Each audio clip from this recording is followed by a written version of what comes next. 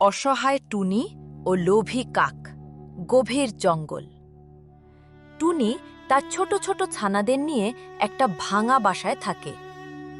বর্ষা চলে এসেছে, কিন্তু টুনির কাছে খাবার কেনার মতো কোনো টাকা নেই। টুনি ঠিক করল তার কাছে থাকা শেষ সম্বল, একটি সোনার দানা বা পুরনো গয়না, সে বিক্রি করে দেবে, যাতে বাচ্চাদের মুখে খাবার তুলে দিতে পারে।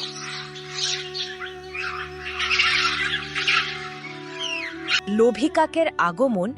টুনি রাস্তার ধারে একা বসে কাঁদছিল আর তার জিনিসটা বিক্রির চেষ্টা করছিল।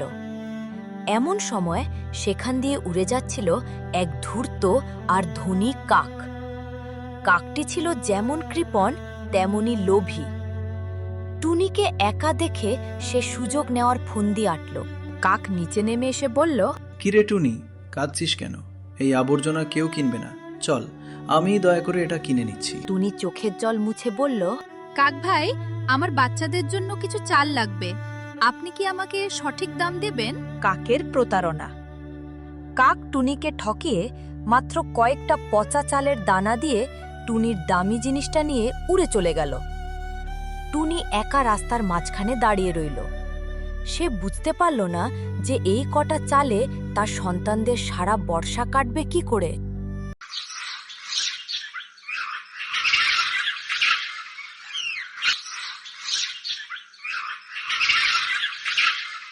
শিক্ষা। টুনি ভেঙে না পড়ে পরিশ্রম করার শপথ নিল।